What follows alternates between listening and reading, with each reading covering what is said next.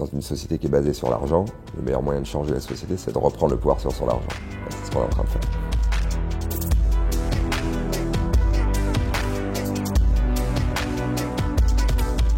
Alors, on se connaît depuis longtemps, puisque Adrien, c'est le cousin d'Omblin, et Omblin, c'est ma femme.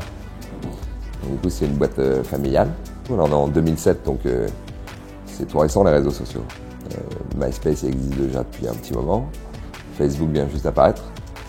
Et en fait, très clairement, lorsque Omblin a vu et m'a montré qu'autour d'artistes identifiés sur le web, il y avait des communautés identifiées qui étaient visibles, très naturellement, elle est rentrée un soir en me disant « Attends, mais regarde cet artiste qu'on connaît. » Et on n'est pas tout seul à le connaître, il y a 2000 mecs qui le suivent. Peut-être que si on demande 50 € par personne à ces 2000 mecs, on peut lancer la carrière du type en question.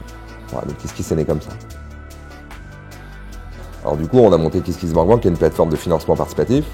C'est une plateforme qui permet à des artistes, à des créateurs, à des humanistes, à des scientifiques, à des journalistes, à des ingénieurs, de déposer leurs projets sur la plateforme et de le faire financer en direct par des individus à travers un système de troc où contre les 50 € que vous allez donner à un ingénieur qui a un objet connecté, vous allez récupérer quelque chose en nature de son projet, soit l'objet lui-même, soit une affiche dédicacée, soit un plan dédicacé. Donc on est vraiment dans une logique de don contre don.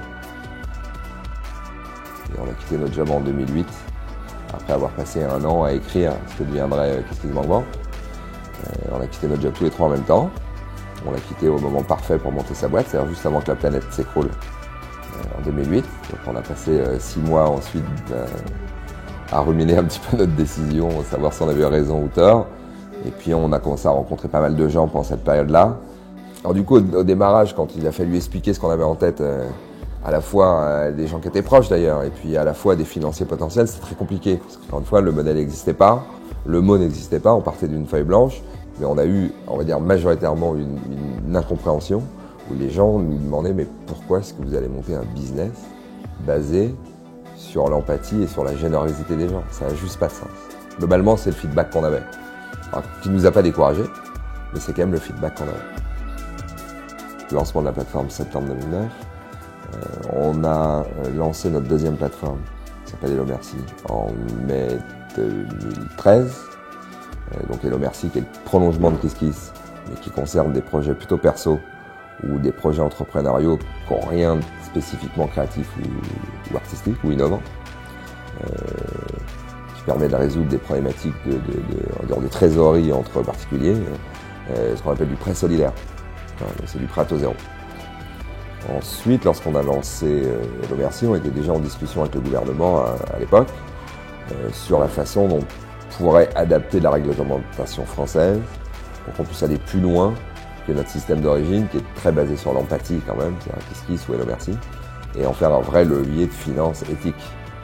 À notre grande surprise, le gouvernement s'est entiché de cette thématique, d'abord Fleur Pellerin, mais surtout Emmanuel Macron derrière.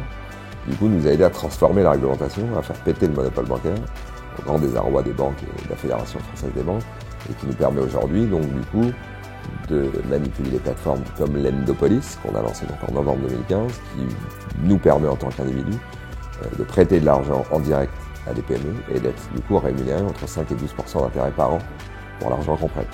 Et pour ça, il a fallu effectivement passer par des tractations assez compliquées, assez longues, à la fois avec le gouvernement, avec Bercy, avec les régulateurs, mais en même temps, on a réussi notre pari et assez vite, on a fait péter ce verrou-là.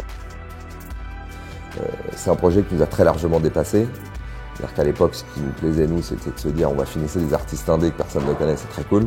Et aujourd'hui, on est dans une logique où on se rend compte que potentiellement le financement participatif, c'est une des briques, une des solutions aux maux de l'économie qui nous pourrissent la vie aujourd'hui.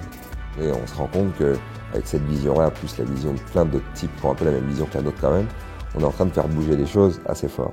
Alors, on est contraint, on est régulé, on est emmerdé par les monopoles classiques, mais on est aussi poussé par des gens aux responsabilités qui sont un peu plus progressistes. Et puis on n'arrête pas l'eau, de toute façon.